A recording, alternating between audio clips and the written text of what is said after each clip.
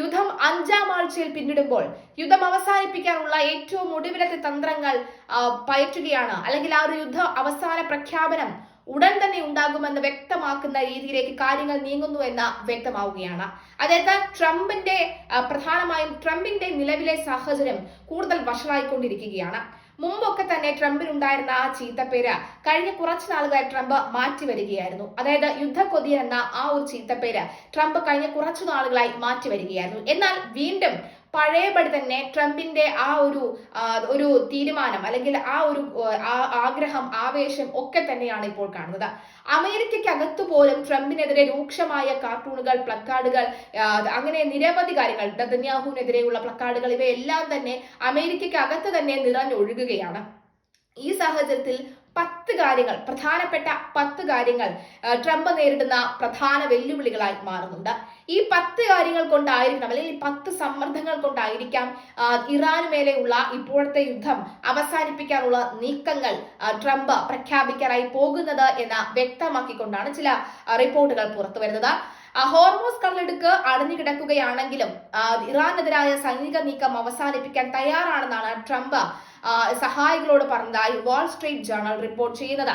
കടലിടുക്ക് വീണ്ടും തുറക്കുന്നതിനുള്ള സങ്കീർണമായ നടപടികൾ നീട്ടിവെക്കാൻ അദ്ദേഹം സന്നദ്ധ പ്രകടിപ്പിച്ചതായും ഉദ്യോഗസ്ഥരെ ഉദ്ധരിച്ച് പുറത്തുവന്ന റിപ്പോർട്ടിൽ പറയുന്നുണ്ട്.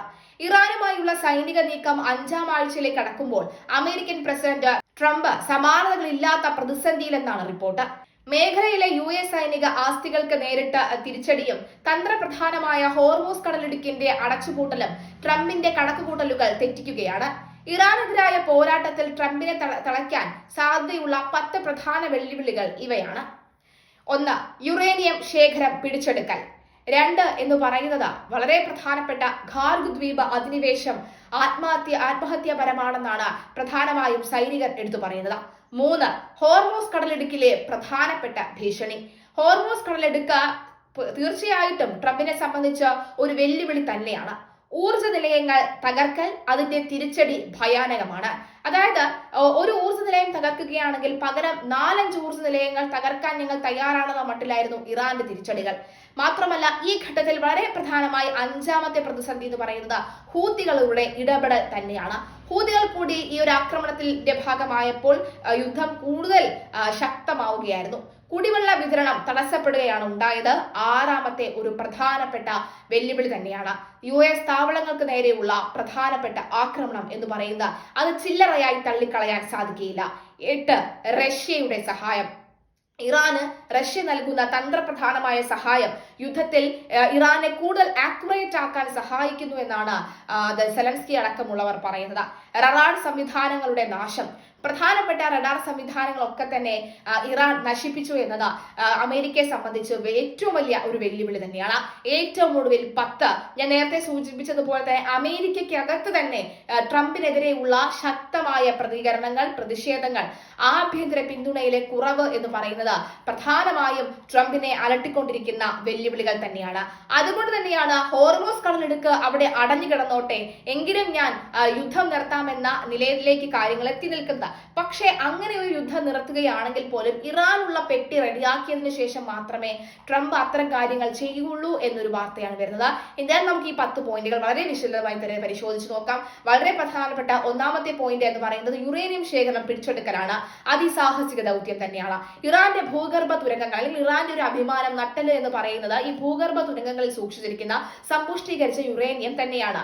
അറ്റകൈ പ്രയോഗം എന്ന നിലയിൽ യുറേനിയം എടുത്ത് പയറ്റാമെന്ന് ഇറാൻ ധരിക്കുകയാണെങ്കിൽ അത് അമേരിക്കയുടെ അന്ത്യമാകുമെന്ന് ട്രംപ് ഭയക്കുന്നുണ്ട്. അതുകൊണ്ട് തന്നെ ഇത് പിടിച്ചെടുക്കാൻ ഇതുവരെയും അമേരിക്കയ്ക്ക് കഴിയാത്തത് വലിയൊരു വെല്ലുവിളിയാണ്. വൻതോതിലുള്ള സ്ഫോടക വസ്തുക്കളും ഖനന യന്ത്രങ്ങളും ഉപയോഗിച്ച് വേണം ഈ കോട്ടകൾ തകർക്കാൻ. എന്നാൽ ഇതിനിടയിൽ ഇറാന്റെ ഡ്രോൺ മിസൈൽ ആക്രമണം ഉണ്ടായാൽ 100 കണക്കിന് US സൈനികർ കൊല്ലപ്പെട്ടേക്കാം.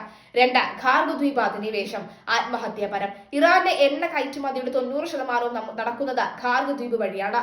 ഇത് പിടിച്ചെടുക്കാൻ ശ്രമിച്ചാൽ തങ്ങളുടെ എണ്ണ ശേഖരത്തിന് ഇറാൻ തന്നെ തീയിട്ടേക്കാം. ഇത് വ്യോമാക്രമണങ്ങളെ തടസ്സപ്പെടുത്തുന്ന കറുത്ത പുകപടലങ്ങൾ സൃഷ്ടിക്കും. സൈനിക വിദഗ്ധർ ഈ നീക്കത്തെ ആത്മഹത്യാപരം എന്നാണ് വിശേഷിപ്പിക്കുന്നത്. ഹോർമൂസ് കടലിടുക്കിലെ ഭീഷണി.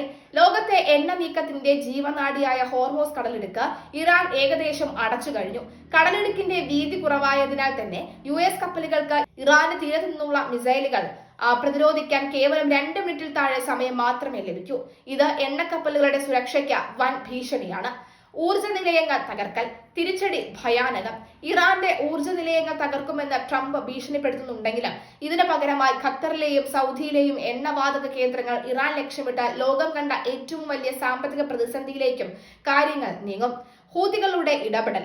ബാബ് അൽ മദ്ബ കടലിടുക്ക് തടയുമെന്ന് ഇറാന്റെ പിന്തുണയുള്ള ഹൂതി വിമതർ ഭീഷണി മുഴക്കിയിട്ടുണ്ട്.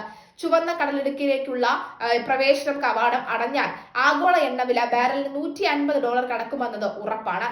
അതുമാത്രമല്ല, ഗൾഫ് രാജ്യങ്ങളിലെ കുടിവെള്ള സ്രോതസ്സായ കടൽവെള്ളം ശുദ്ധീകരിക്കുന്ന പ്ലാന്റിനെ, അതായത് ഈ പ്ലാന്റിൽ ഉണ്ടാകുന്ന ആക്രമണം ഇറാൻ ലക്ഷ്യം വെച്ചാൽ മേഖലയിൽ വൻ മാനുഷിക ദുരന്തമുണ്ടാകും. ഗൾഫ് രാജ്യങ്ങളിലെ ദശലക്ഷക്കണക്കിന് ആളുകളെ ഇത് നേരിട്ട് ബാധിക്കും. US സ്ഥാപനങ്ങൾക്ക് നേരെയുള്ള ആക്രമണം. ഇതുവരെ മേഖലയിലെ 104 US സ്ഥാപനങ്ങൾക്ക് നേരെ ഇറാൻ ആക്രമണം നടത്തി കഴിഞ്ഞു. സുരക്ഷാ ഭീഷണിയെ തുടർന്ന് US സൈനികർക്ക് തങ്ങളുടെ താവളങ്ങളിൽ നിന്ന് ഹോട്ടലുകളിലേക്കും മറ്റും മാറേണ്ടി വരുന്നത് ഏകോപനത്തെ ബാധിക്കുന്നുണ്ട്. സൗദിയിലെ US സ്ഥാപനങ്ങളുടെ സാറ്റലൈറ്റ് ചിത്രങ്ങൾ റഷ്യ ഇറാനും കൈമാറുന്നുണ്ടെന്ന് യുക്രൈൻ പ്രസിഡന്റ് വ്ളാഡിമിർ സെലൻസ്കി ആരോപിച്ചു. ഇറാന്റെ മിസൈൽ ആക്രമണങ്ങളുടെ കൃത്യത വർദ്ധിപ്പിക്കാൻ ഇത് കാരണമാകും. റഡാർ സംവിധാനങ്ങളുടെ നാശം. ഏറ്റവും ഒടുവിൽ സൗദിയിലെ പ്രിൻസ് സുൽത്താൻ എയർബേസിന് നേരെ ഉണ്ടായ ആക്രമണത്തിൽ അമേരിക്കയുടെ E-3 സെൻട്രി ചാരവിമാനം തകർന്നിരുന്നു. ഇത് മേഖലയിലെ അമേരിക്കയുടെ നിരീക്ഷണ ശേഷിക്ക് വൻ തിരിച്ചടിയായി. ആഭ്യന്തര പിന്തുണയിലെ കുറവ്. അമേരിക്കയിൽ ഇടക്കാല തെരഞ്ഞെടുപ്പ് അടുത്തിരിക്കെ മറ്റൊരു അനന്തമായ യുദ്ധത്തിലേക്ക് രാജ്യം നീങ്ങുന്നതിൽ അമേരിക്കൻ ജനതയ്ക്ക് താല്പര്യമില്ല. സ്വന്തം അണികളിൽ നിന്നുപോലും ട്രംപിന് ഇക്കാര്യത്തിൽ വിമർശനം നേരിടേണ്ടി വരുന്നുണ്ട്. മാത്രമല്ല, ഹോർമൂസ് കടലിടുക്ക് കടന്ന് 9000 മെട്രിക് ടൺ LPGയുമായി കപ്പൽ കൊച്ചിയിലെത്തിയെന്ന ആശ്വാസ വാർത്ത കൂടി വരുന്നു. വിയറ്റ്നാം പതാകയേന്തിയ അപ്പോളോ ഓഷ്യൻ എന്ന കപ്പലാണ് കൊച്ചി തുറമുഖത്തേക്ക് എത്തിയത്. പശ്ചിമേഷ്യൻ യുദ്ധത്തെ തുടർന്ന് പാചകവാതകവുമായി ബന്ധപ്പെട്ട കേരളത്തിന് കൂടുതൽ ആശ്വാസമാകുന്ന നടപടിയാണ് ഇത്. മംഗലാപുരം തീരത്ത് 16,000 മെട്രിക് ടൺ LPGയുമായി എത്തിയ കപ്പൽ 7,000 മെട്രിക് ടണ്ണോളം അവിടെ ഇറക്കിയ ശേഷം ബാക്കി കൊച്ചിയിലെത്തുകയായിരുന്നു. കൊച്ചി പുതുവൈപ്പിലെ LPG ടെർമിനലിൽ നിന്ന് ഇന്ത്യൻ ഓയിൽ കോർപ്പറേഷൻ വിവിധ പ്ലാന്റുകളിലേക്ക് പാചകവാതകം എത്തുമെന്നാണ് വിവരം. ഇവിടെ നിന്ന് ഉപഭോക്താക്കൾക്ക് വിതരണം ചെയ്യും.